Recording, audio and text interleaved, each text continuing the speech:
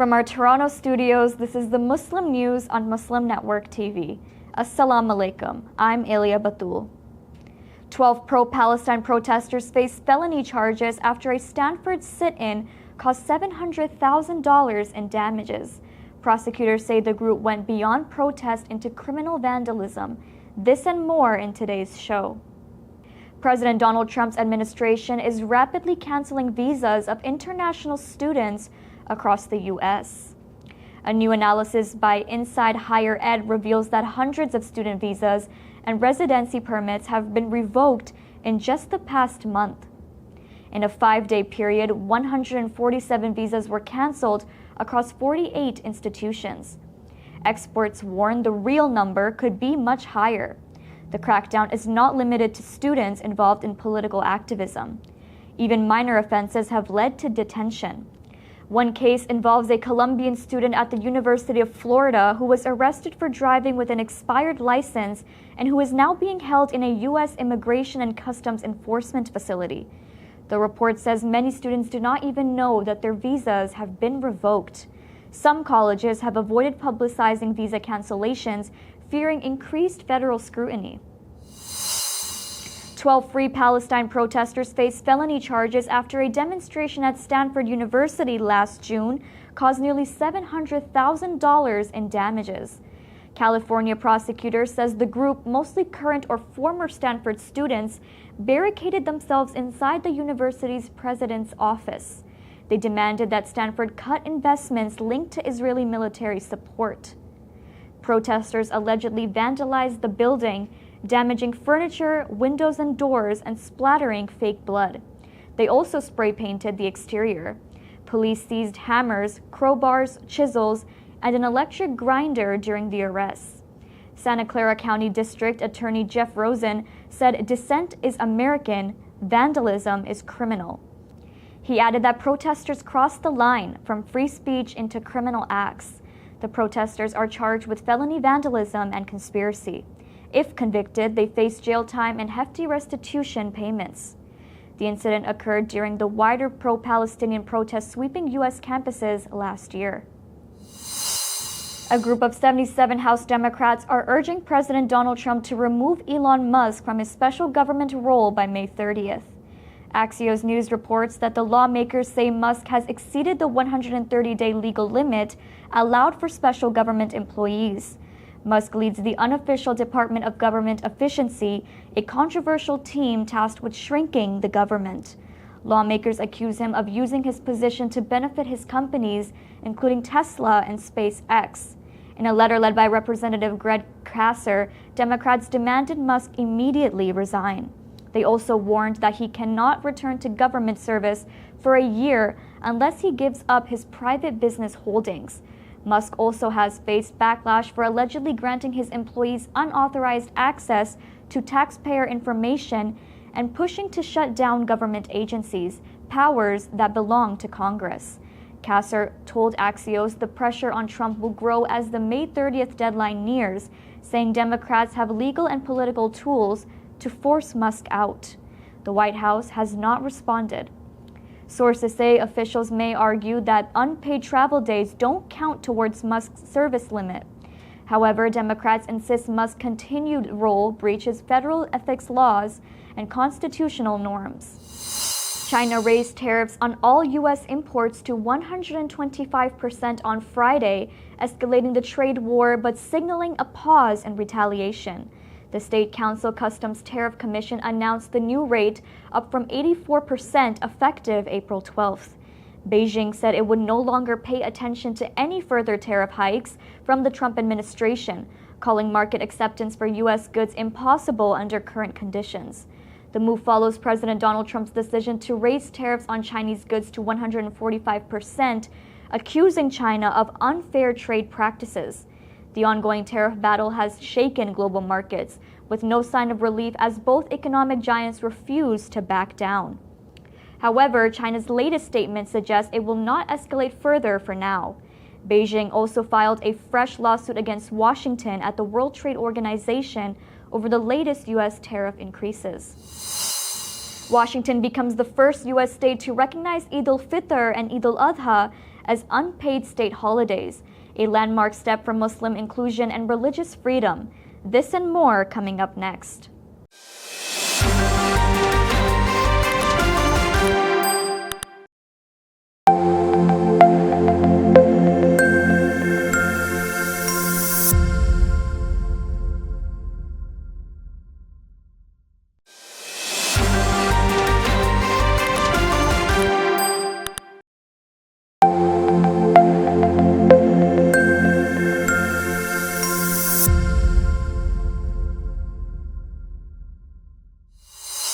Welcome back.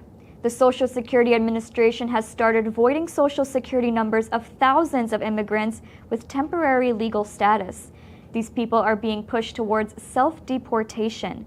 CBS News reports that immigrants are being wrongly listed as deceased under a newly renamed ineligible master file, disabling their Social Security numbers. This cuts off their access to banking, government services, and other essentials, effectively making them financially dead in the system. More than 6,000 immigrants, many from former President Joe Biden's parole program, have reportedly been affected.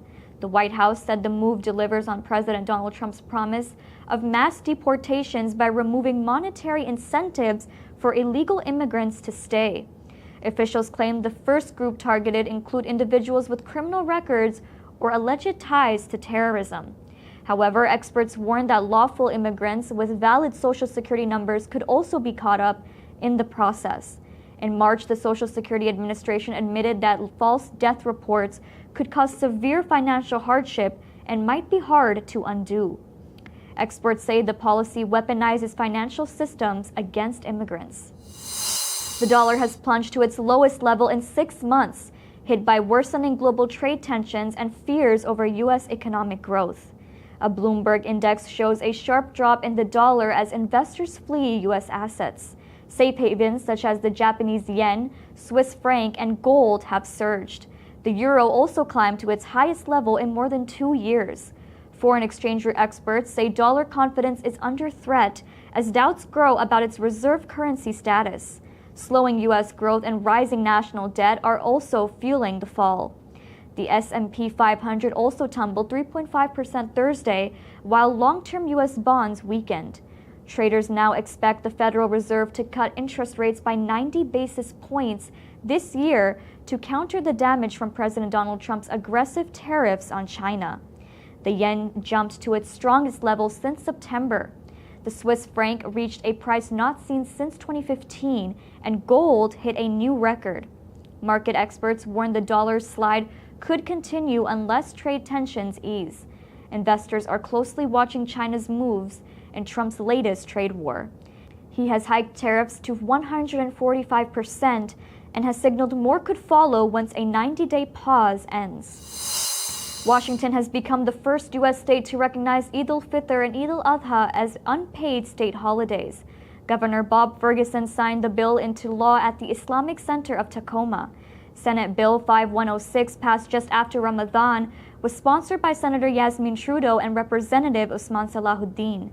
They highlighted the bill's importance in helping more than 100,000 Muslims across the Pacific Northwest state.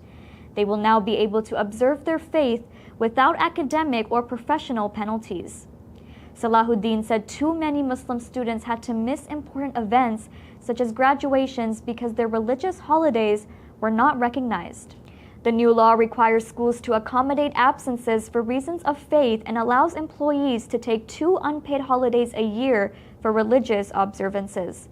Both Eid celebrations involve community gatherings and communal prayers. The bill receives strong bipartisan support with nearly 40 co-sponsors. Last year, Washington also recognized the Lunar New Year as an unpaid holiday. Community leaders praised the move, saying it allows Muslim residents to finally see their traditions reflected in state law. A surge of Afghan refugees is seen at the Torkham border after Pakistan intensified its deportations under the illegal foreigners plan. Thousands of undocumented Afghans have gathered at the crossing. Many shared harrowing accounts of forced evictions. "We fled our homes several times. They confiscated our land and finally deported us," one man said. Afghan officials, including Second Deputy Prime Minister Abdul Salam Hanafi, assured support for returnees. Speaking at the border, Hanafi said the Islamic Emirate is committed to helping displaced citizens. Pakistan launched mass deportations in October 2023.